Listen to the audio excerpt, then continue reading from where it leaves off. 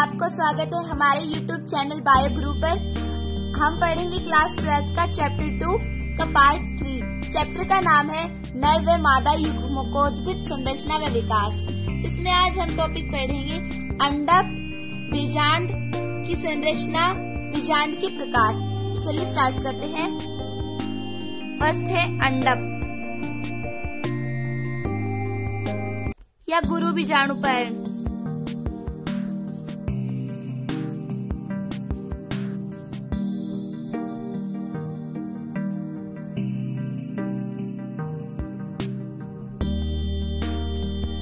आवृतबीजी पादपों में आवृतबीजी पादपों में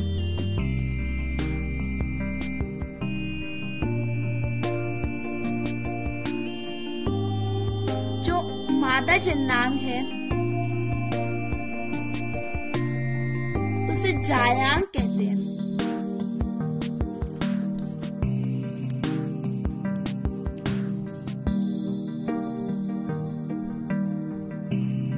जो एक या अधिक अंडकों से मिलकर बना होता है।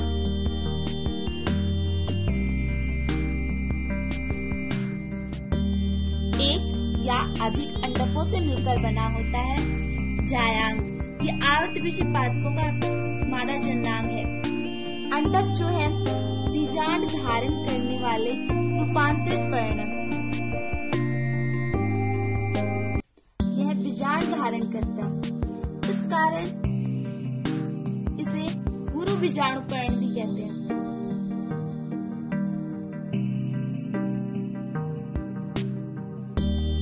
आवृतबीजी पादपों में मादा जननांग को जायांग कहते हैं। ये एक या अधिक अंडकों से मिलकर बना होता है। अंडक बीजांड धारण करने वाली रूपांतरित पर्ण है, जिसे गुरु बीजाणुपर्ण भी कहते हैं। एक ही जायांग में अंडकों की संख्या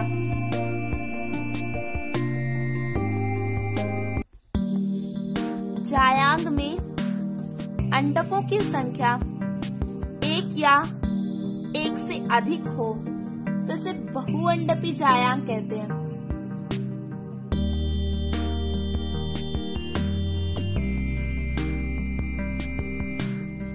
यदि ये अंडक आपस में जुड़े हों, आपस में एक दूसरे से जुड़े हुए हों, तो उसे युक्तांडपी, और अगर पृथक हो, अलग अलग हो, तो उसे वियुक्तांडपी कहते हैं।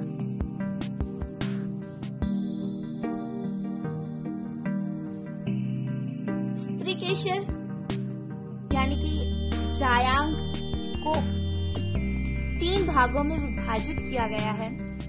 डायग्राम बना लेते हैं।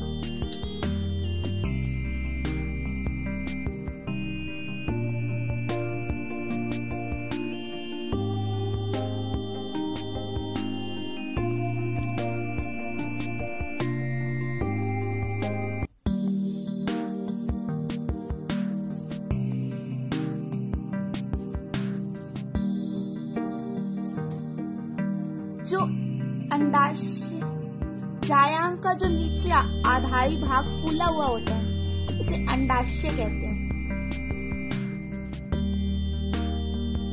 और इसे वर्तिका, और जो ऊपर शीर्ष भाग होता है इसे वर्तिकाग्र कहते हैं।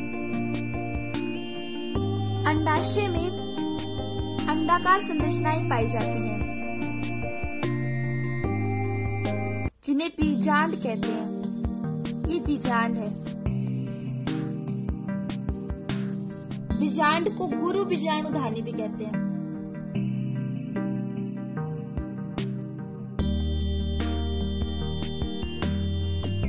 बीजांड जिस वृंतनुमा संरचना से जुड़ा होता है उसे बीजांड वृंत कहते हैं। इसे मैं अच्छे से डायग्राम बना के समझा।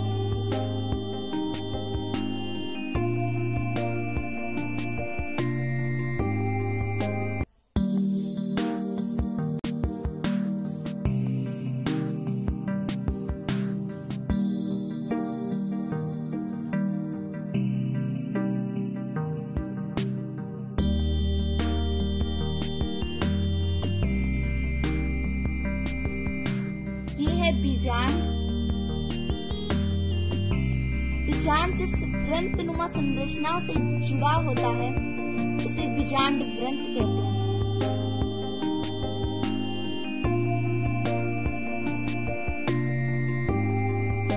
एक दूसरा ही बीजांड और बना लेते हैं।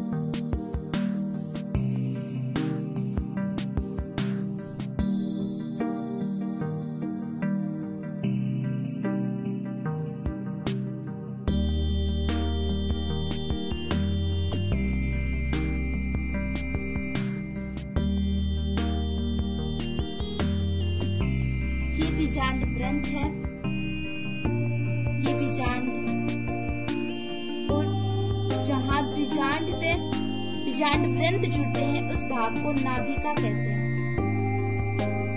इसे नाभिका कहेंगे। इन बीजांड और बीजांड वृंत के संयोजन स्थल पर एक उभरी हुई यानी उभारनुमा संरचना होती है, ऐसे, जिसे रैफी कहते हैं। रैफी वर्तिका जो है वो अंडाशय के ऊपर नलिकानुमा संरचना है जो पराग नलिका को पथ प्रदान करती है। यहाँ से इसके अंदर से पराग नलिका आती है और बीजाणु जुड़ जाते हैं। और वर्तिका के ऊपर जो शीर्ष पर कीपनुमा भाग है उसे वर्तिकाग्र कहते हैं, जो परागन के समय पराग कणों को ग्रहण करता है और यहाँ से पराग नलिका बनती हुई वर्तिका से गुजरती हुई बीजांड में प्रवेश कर जाती है। समझ में आ गया होगा कि बीजांड वृंत किसे कहते हैं। बीजांड जिस भाग से अंडाशय से जुड़ता है उसे बीजांड वृंत कहते हैं। ये वृंतनुमा संरचना है और बीजांड वृंत जिस स्थान से जुड़ते हैं उसे नाभिका कहते हैं और इस संयोजन स्थल पर एक उभारनुमा या उभरी हुई संरचना बन जाती है जिसे रैफी कहते हैं। आगे चलते हैं, अब हम पढ़ेंगे बीजांड की संरचना।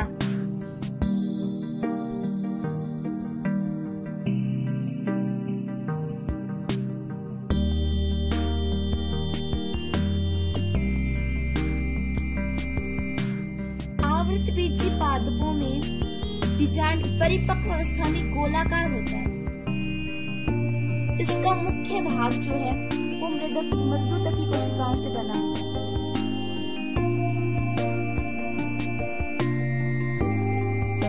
पूरा बीजांड है, ये इसका हिस्सा है, ये मृदुतकी कोशिकाओं से बना होता है, जिसे बीजांड काय कहते हैं।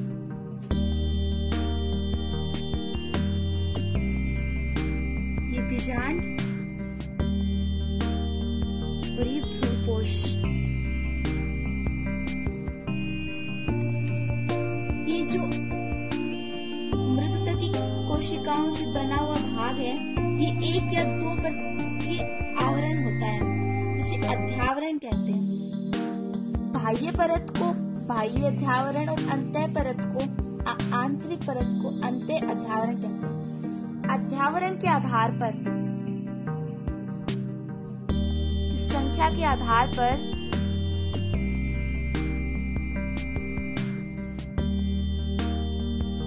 बीजांड को 3 भागों में बांटा गया है।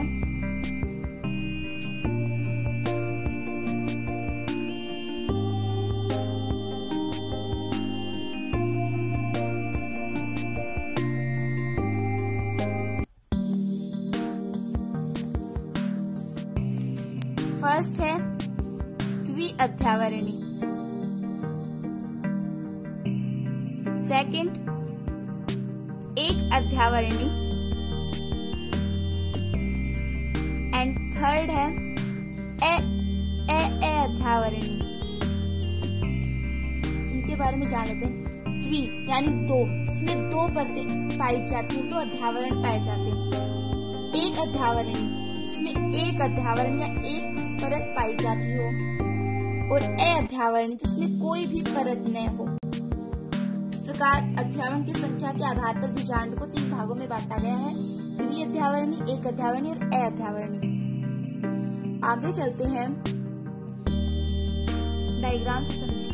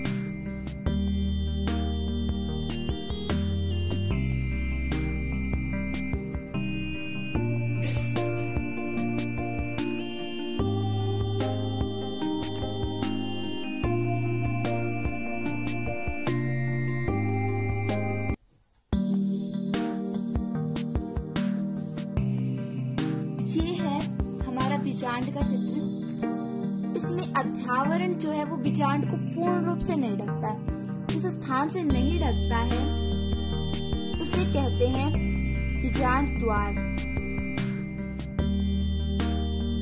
जैसे यहाँ पे बताया था कि अध्यावरण जो है वो एक बाह्य अध्यावरण और अंत अध्यावरण। यहाँ से कोई सा भी अध्यावरण नहीं, ना अंत और ना ही बाह्य।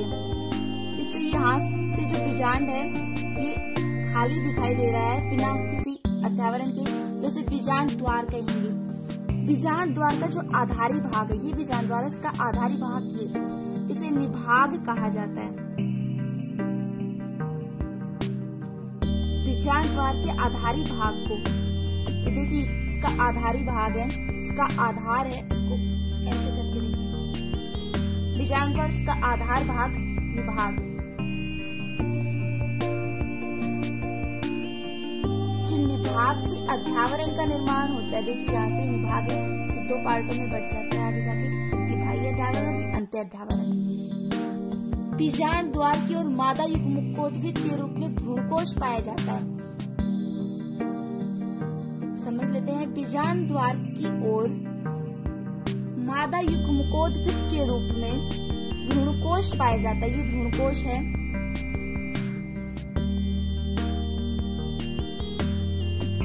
बीजांड द्वार की ओर पाया जाता है। भ्रूणकोश में बीजांड द्वार की ओर पाए जाने वाली जो 3 कोशिकाओं का समूह है इसे अंड समुच्चय कहते हैं। अंड समुच्चय या फिर अंड उपकरण।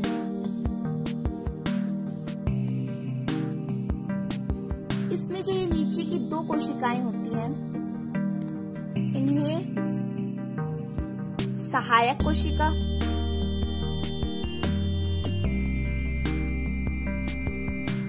और इनके ऊपर जो ये कोशिका है इसे अंड कोशिका कहा जाता है। और निभाग की ओर पाई जाने वाली ये तीनों जो कोशिकाएं हैं इन्हें प्रतिमुख कोशिकाएं या एंटीपोडाल सेल्स कहा जाता है।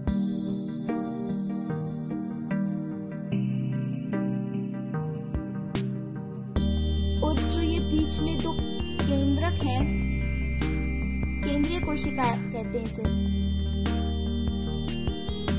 इस कोशिका को केंद्रीय कोशिका।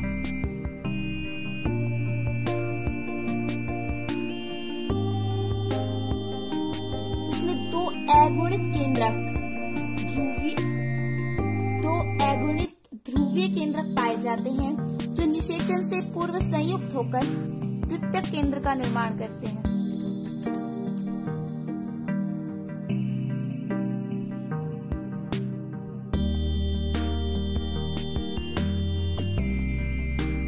ये द्वितीयक केंद्र का निर्माण करते हैं। इस तरह परिपक्व भ्रूणकोश 7 कोशिकीय और 8 केंद्रकीय होते हैं। ये भ्रूणकोश है, इसमें इसको थोड़ा सा बड़ा डायग्राम ये भ्रूणकोश है। इसमें बीजांड द्वार की ओर, जैसे यहाँ पे बीजांड द्वार है, इस ओर अंड समुच्चय या फिर अंड उपकरण पाया जाता है और ऊपर की ओर एंटीपोडाल सेल्स या प्रतिमुख कोशिकाएं पाई जाती हैं और बीच में 2 अगुणित ध्रुवीय केंद्रक पाए जाते हैं। इसमें से ये 2 नीचे की हैं, इन्हें सहायक कोशिकाएं या सहाय कोशिकाएं या फिर सहायक कोशिकाएं कहते हैं। और ये इन दोनों के जो ऊपर है इसे अंड कोशिका, और इन तीनों को सम्मिलित रूप से अंड समुच्चय या फिर अंड उपकरण कहते हैं।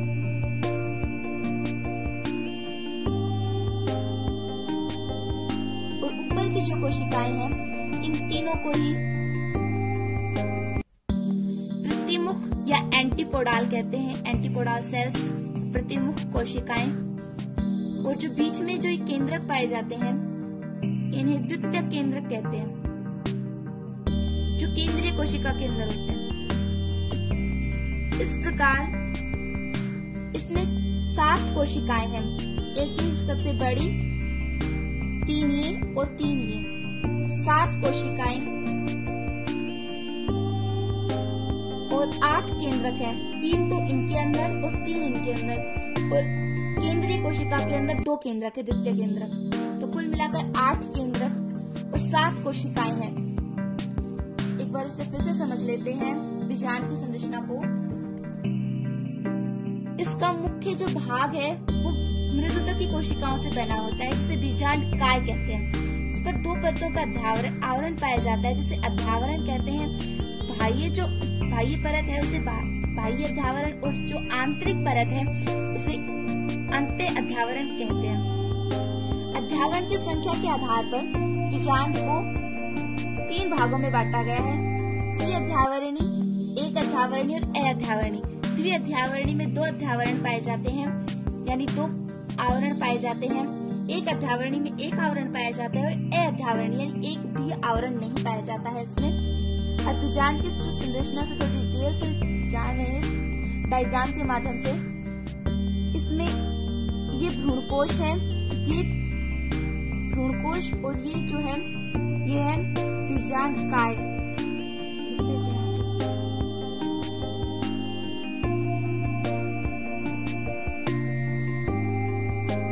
अध्यावरण है वो बीजांड काय को पूर्ण रूप से नहीं ढकता, इसे जो भाग आवृत नहीं हो पाता उसे बीजांड द्वार कहते हैं।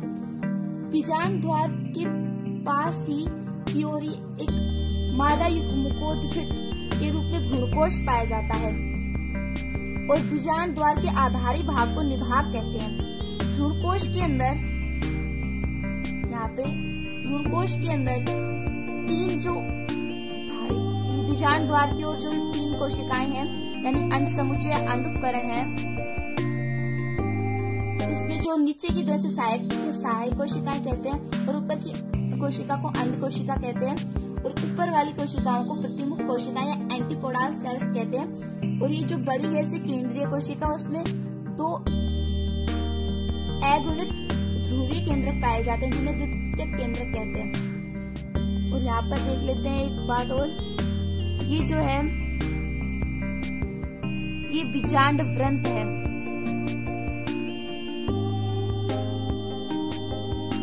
और जिस स्थान पर बीजांड और बीजांड व्रंत मिलते हैं उस स्थान को नाभिका कहते हैं।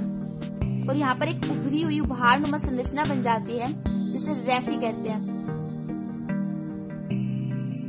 ये आपको इसके नोट्स जो है PDF आपको डिस्क्रिप्शन बॉक्स में मिल जाएगी, इसकी लिंक इस पर इसमें से देख सकते हैं आप इसके नोट्स। बीजांड को बीजांड द्वार व निभाग की स्थिति के आधार पर परिपक्व बीजांड 6 प्रकार के होते हैं। बीजांड द्वार व निभाग की स्थिति के आधार पर परिपक्व बीजांड 6 प्रकार के होते हैं। इन 6 प्रकारों के पहले नाम जान लेते हैं कौन कौन से हैं। फर्स्ट है ऋजु बीजांड,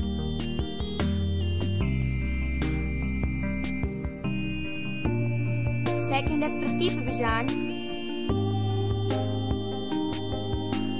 थर्ड है वक्र बीजांड, फोर्थ अनुप्रस्थ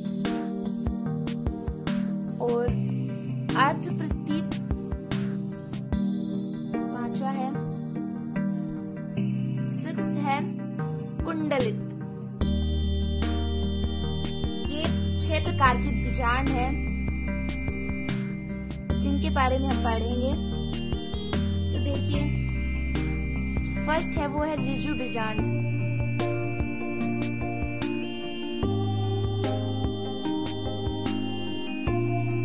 ऋजु बीजांड, ये ऋजु बीजांड है, इसमें जो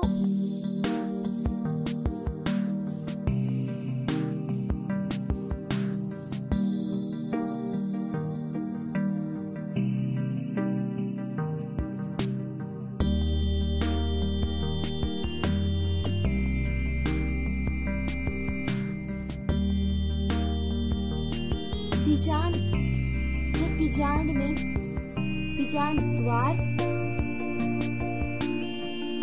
निभाग और बीजांड वृंत तीनों सीधी रेखा में हो। देखिए यहाँ पे ये तीनों एकदम सीधी रेखा में है। इसे कहते हैं ऋजु बीजांड। इसका एग्जाम्पल है पॉलीगेनोसी, पाइपेरेसी कुल के अधिकांश पौधे तथा अधिकांश जिम्नोस्पर्म।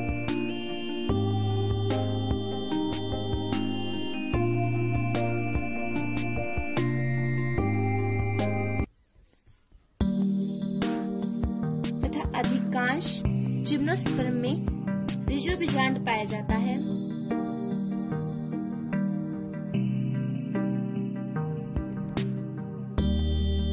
नेक्स्ट है हमारा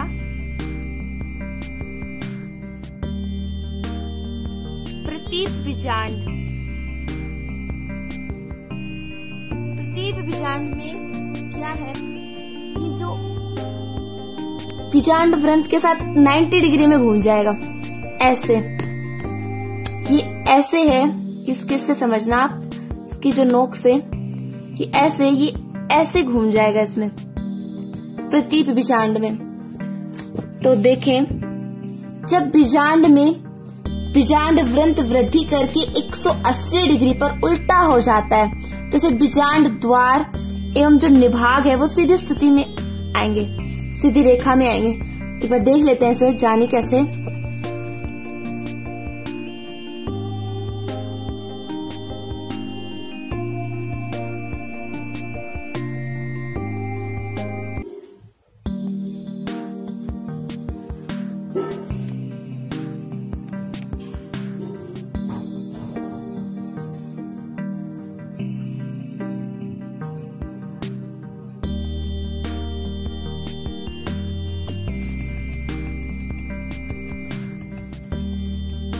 इसमें ये बीजांड द्वार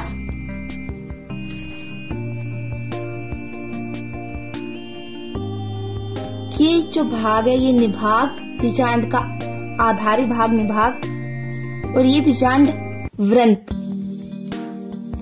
इसमें देखिए बीजांड वृंत है वो वृद्धि करके 180 डिग्री पर उल्टा घूम जाता है। यहाँ पे देख रहे हैं आप ऐसे ऊपर वाले में ये स्ट्रेट था, पहले तीनों एक ही लाइन में आ रहे थे, अब ये घूमकर ऐसे हो गया, यानी 180 डिग्री पर घूम गया ये। और इसमें बीजांड द्वार और निभाग एकदम सीधी रेखा में आ रहे हैं। इसके उदाहरण है आवर्त बीजियों में 82% कुलों में ऐसा ही होता है। आवर्त बीजियों में 82% कुलों में इसी प्रकार का बीजांड पाया जाता है। नेक्स्ट है हमारा वक्र बीजांड।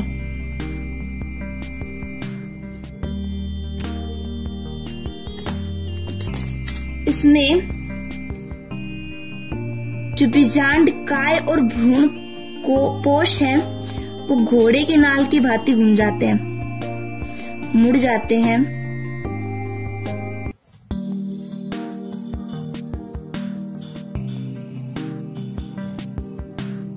और जो निभाग और बीजांड द्वार है वो सीधी रेखा में नहीं मिलेंगे हमें।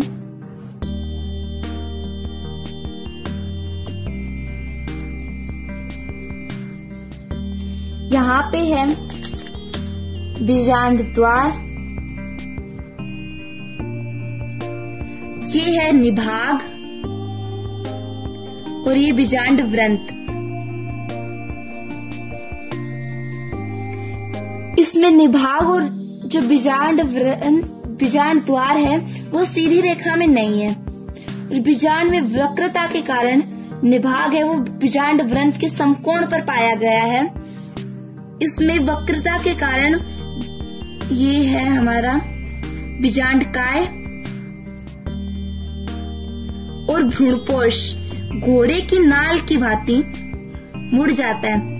ये घोड़े की नाल ऐसी होती है, उस तरह ये मुड़ गया है थोड़ा सा ऐसे, घोड़े की नाल की भांति मुड़ जाता है। इसके उदाहरण है क्रूसीफेरी एवं लेग्यूमिनेसी कुल के पादप।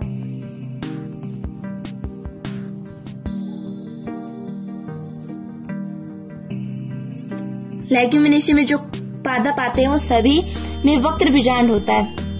नेक्स्ट है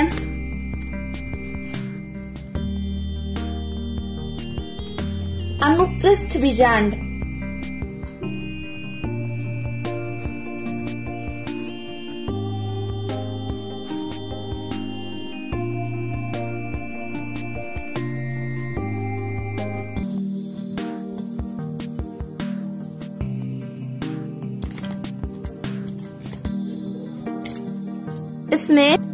इसमें हम डायग्राम समझते हैं।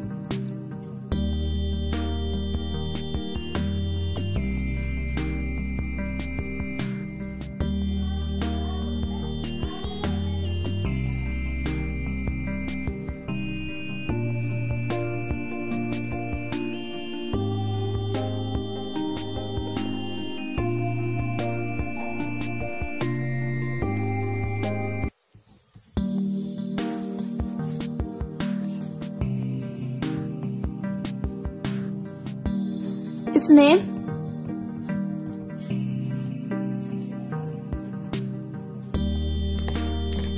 ये जो आगे का भाग है ये बीजांड द्वार,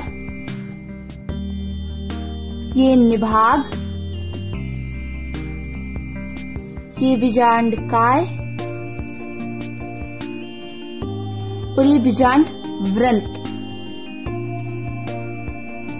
इसमें बीजांड द्वार, निभाग और बीजांड काय तीनों बीजांड वृंत के समकोण पर स्थित हैं। देख सकते हैं, देखिए ये बीजांड द्वार, ये तीनों अनुप्रस्थ हैं और ये तीनों बीजांड वृंत के समकोण पर स्थित हैं।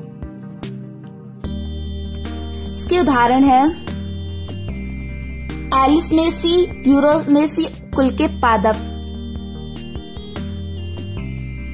एलिसमेसी,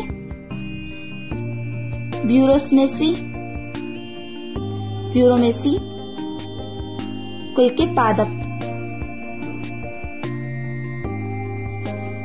नेक्स्ट है हमारा अर्ध प्रतीप बीजांड। 5th नंबर का है अर्ध प्रतीप बीजांड।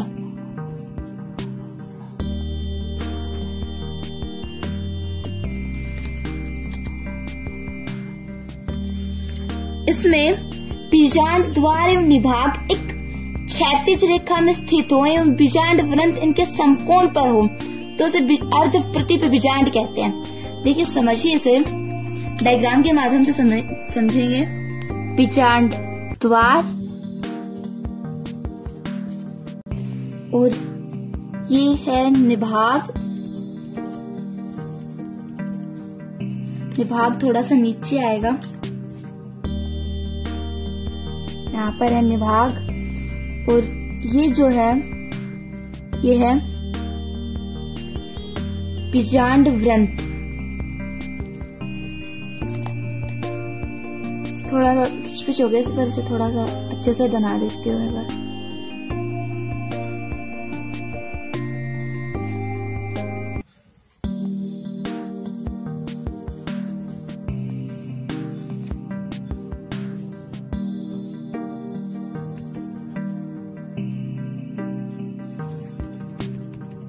ये बीजांड द्वार, ये बीजांड वृंत और ये निभाग।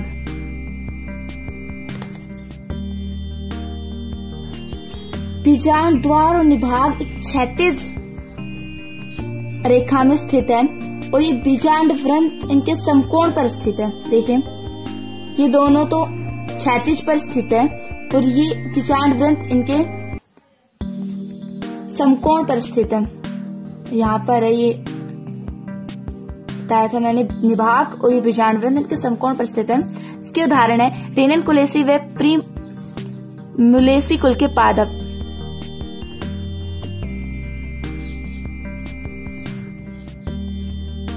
सिकुल के पादप्स में आते हैं। नेक्स्ट है हमारा लास्ट बीजांड के प्रकार में लास्ट है कुंडलित बीजांड।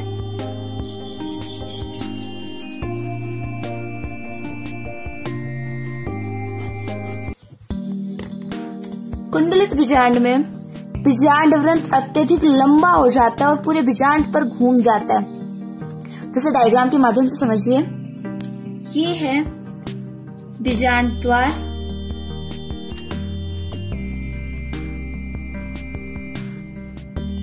ये निभाग और ये बीजांड वृंत है। ये काफी लंबा हो गया है जो पूरे बीजांड को घेर रखा है। यहाँ से स्टार्ट होके ये पूरे बीजांड को घेरता हुआ ऐसे आ गया। ये है कुंडलित बीजांड। ये इसके उदाहरण है कैप्टेसी व प्लेम्बेजिनेसी कुल के पादप्स में आते हैं। एक बार से फिर से देख लीजिए, बीजांड के प्रकार काफी इम्पोर्टेंट है। ये यहाँ से बीजांड को बीजांड द्वार और निभाग की स्थिति के आधार पर परिपक्व बीजांड को 6 प्रकारों में विभाजित किया गया है। ऋजु बीजांड, प्रति बीजांड, वक्र बीजांड, अनुप्रस्थ बीजांड, अर्धप्रति बीजांड और कुंडलित बीजांड। इसमें हम फर्स्ट पढ़ रहे हैं ऋजु बीजांड। ऋजु बीजांड में जो बीजांड द्वार, निभाग और बीजांड ग्रंथ है वो तीनों एक सीधी रेखा में आते हैं। इसके उदाहरण है पोलिगोनेसी, पाइपेरेसी कुल के पौधे तथा अधिकांश जिम्नोस्पर्म में ऋजु बीजांड पाया जाता है। नेक्स्ट है प्रतीप बीजांड।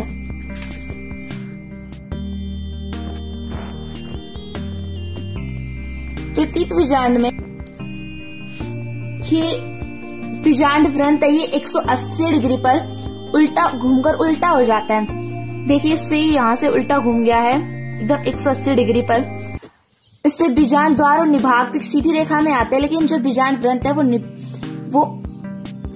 180 डिग्री पर घूमकर उल्टा हो जाता है। इसके उदाहरण है आवर्त बीजियों में 82% कुल के जो पादप है उनमें प्रतीप बीजांड पाया जाता है। नेक्स्ट है वक्र बीजांड। वक्र बीजांड में बीजांड द्वार और निभाग सीधी रेखा में नहीं होते हैं और बीजांड द्वार में वक्रता के कारण निभाग जो है वो बीजांड वृंत के समकोण पर स्थित हो जाता है। वक्रता इस प्रकार से होती है कि बीजांडकाय और भ्रूणपोष जो है वो घोड़े की नाल की भांति घूम जाते हैं। इसके उदाहरण है क्रूसीफेरी व लेग्यूमिनेसी कुल के पादप, ये सभी पादप कह सकते हैं। अनुप्रस्थ बीजांड, इसमें बीजांड द्वार और निभाग